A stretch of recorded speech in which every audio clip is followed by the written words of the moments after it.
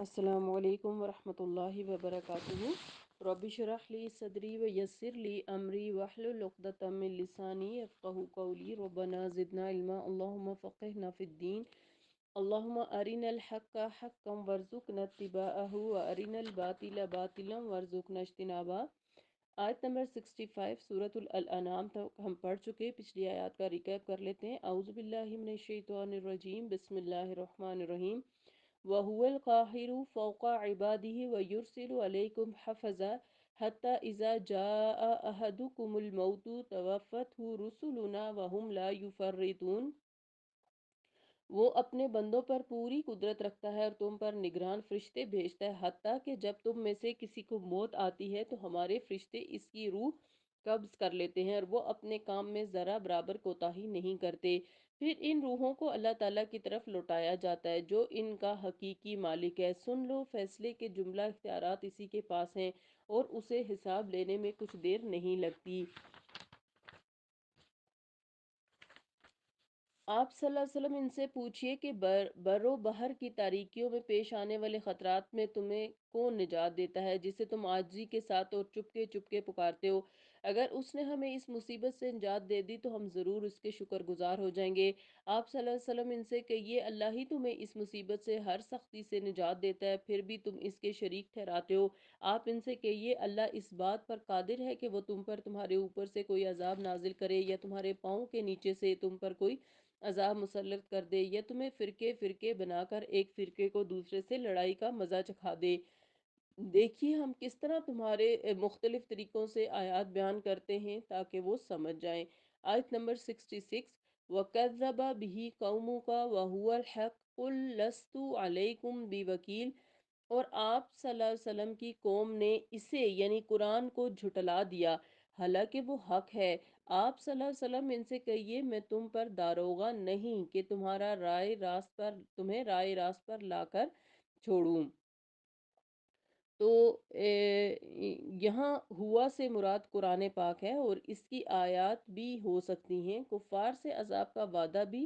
اور روز آخرت بھی، کیونکہ یہ سب چیزیں اٹل اور حقائق ہیں، یعنی ہو کے رہنے والی ہیں۔ اللہ تعالیٰ اپنے رسول صلی اللہ علیہ وسلم سے فرماتے ہیں کہ ان سے کہہ دیجئے کہ اگر تم ان حقائق پر ایمان نہیں لاتے اور تمہیں یہ یقین نہیں آتا تو میرا یہ کام نہیں کہ میں یہ باتیں ہر ممکن طریقے سے تم سے منواؤں۔ یعنی نبی کا کام کیا ہے کہ وہ صرف بات بتا دیں، باقی جو ہے اگر کوئی نہیں مانتا تو یہ اس کی اپنی بدبختی ہے۔ آیت نمبر 67، لِكُلِّ نَبَإٍ مُسْتَقَرٌّ وَسَوْفَ تَعْلَمُونَ۔ ہر خبر کے ظہور کا ایک وقت مقرر ہے اور عنقریب آپ کو سب کچھ معلوم ہو جائے گا۔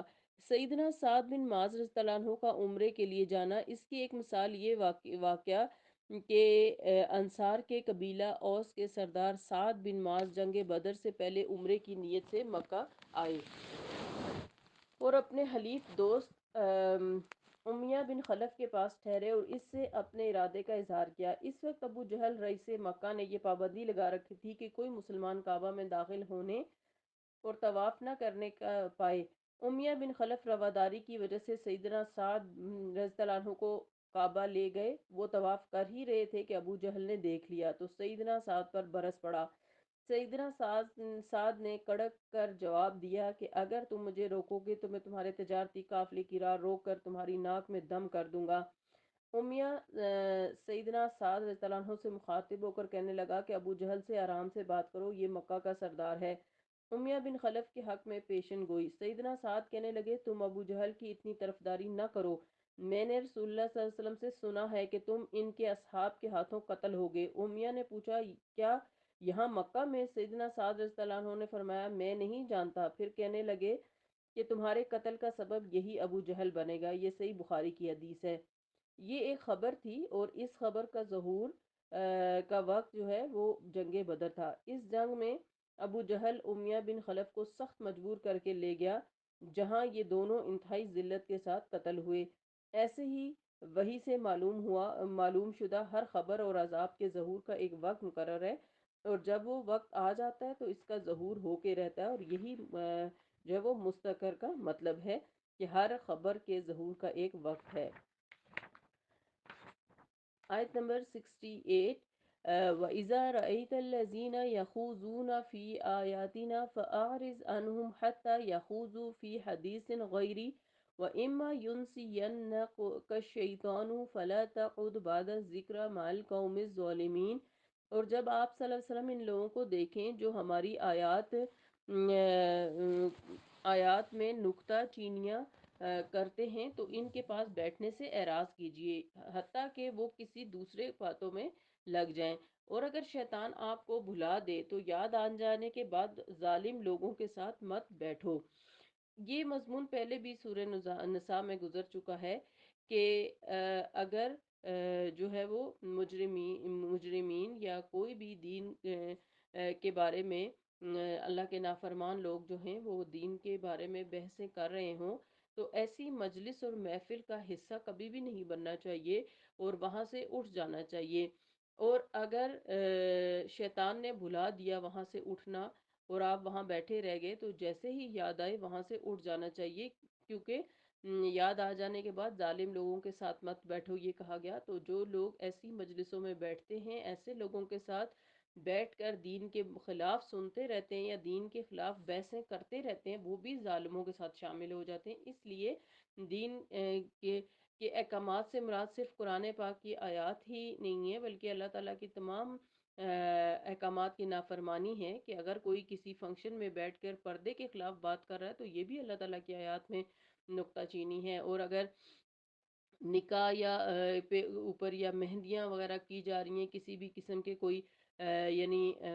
اللہ تعالیٰ کی آیات کا کھلم کھلا نافرمانی کی جا رہی ہے تو ایسے لوگوں کے ساتھ جو ہے وہ نہ بیٹھنا چاہیے اور نہ ان کاموں میں شریک ہونا چاہیے۔ آیت نمبر 69، وَمَا عَلَى الَّذِينَ يَتَّقُونَ مِنْ حِسَابِهِمْ مِنْ شَيْءٍ وَلَكِنْ ذِكْرَىٰ لَعَلَّهُمْ يَتَّقُونَ۔ ان ظالموں کے حساب میں کسی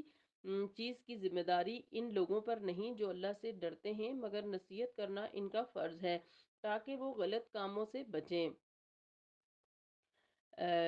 پھر کہا گیا کہ کفار مکہ کی مجالس جو ہیں وہ استضاء میں بیٹھنے کی ممانت اور استثنائی صورت ربط مضمون کے لحاظ سے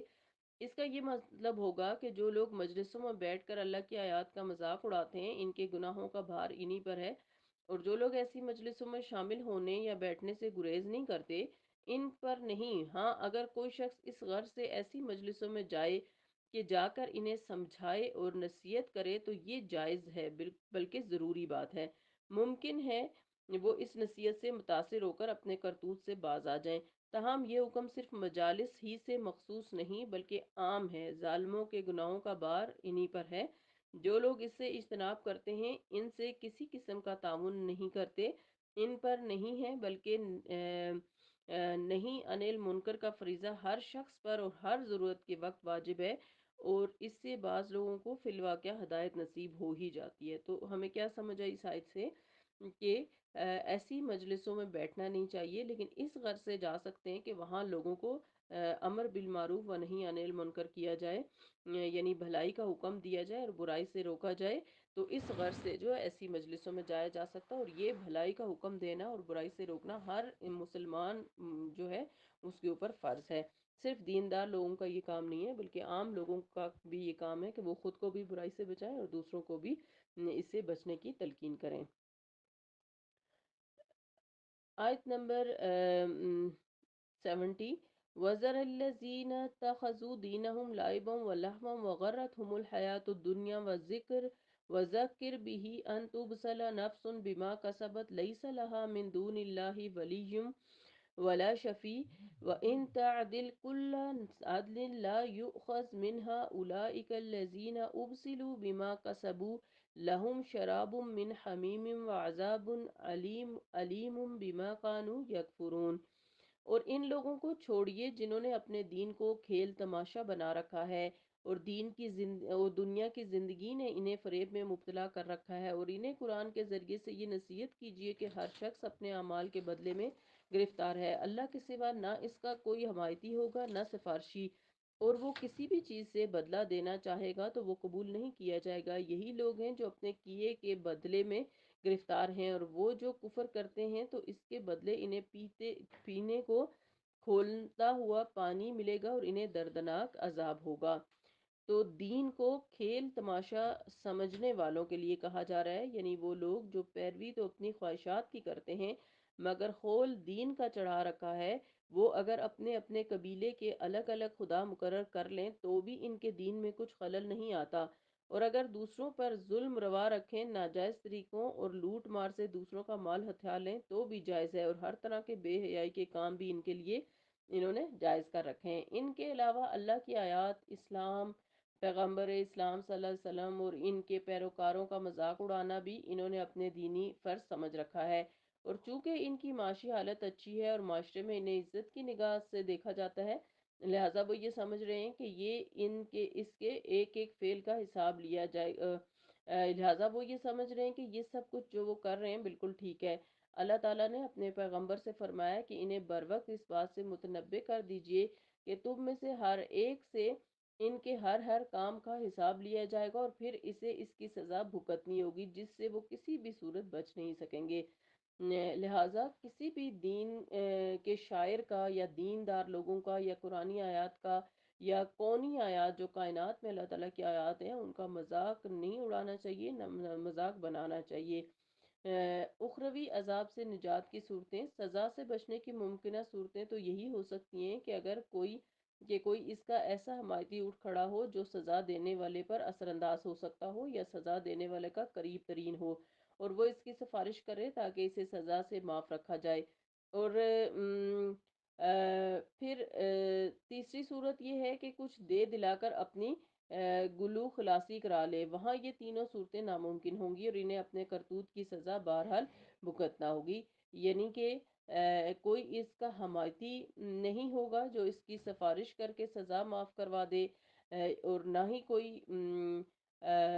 جو ہے وہ اس کے بدلے اب فدیہ دے کر اس کی جان چھڑا سکے گا، اور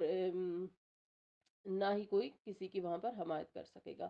تو ان آیات سے جن میں دین کا مذاق اڑانے سے منع کیا گیا ہے، ان میں جو سمجھنے کی بات ہے وہ یہ ہے کہ اگر ہم نے دین کا لبادہ اوڑھ رکھا ہے، یعنی خود کو دیندار ظاہر کرتے ہیں،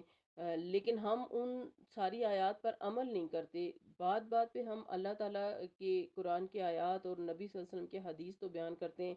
لیکن ہمارا عمل جو ہے اور ہماری ذاتی زندگی میں جو خاص طور پر معاملات ہیں وہ بالکل دین کے خلاف ہیں،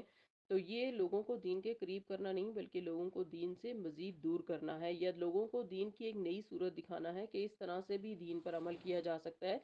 کہ دین کی باتیں تو کر لی جائیں بیٹھ کر لیکن عمل بالکل بھی نہ کیا جائے۔ اس لیے ایسی ہر صورتحال سے ہم سب کو خود کو بچانا چاہیے، ہمیں وہی بات کرنی چاہیے منہ سے جس پر ہم خود عمل کرتے ہیں،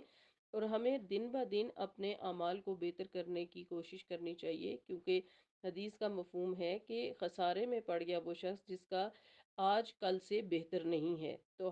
یہ کوئی دنیاوی لحاظ سے یہ بات نہیں کہے گی کہ ہم کل جو ہے وہ مالی طور پر یا شہرت کے لحاظ سے ایسے تھے اور آج اس سے زیادہ ہمیں شہرت مل گئی یا مال مل گیا، بلکہ اس سے مراد یہ کہ ہمارے جو اعمال ہیں اور جو تقوی ہے وہ کل سے آج بہتر ہونا چاہیے، اور آج سے آنے والا کل اس سے بھی بہتر ہونا چاہیے۔ ہمیں اپنے اعمال کو بالکل قرآن اور حدیث کے مطابق ڈالنا چاہیے تاکہ ہم اللہ تعالیٰ کی رضا کو حاصل کر سکیں۔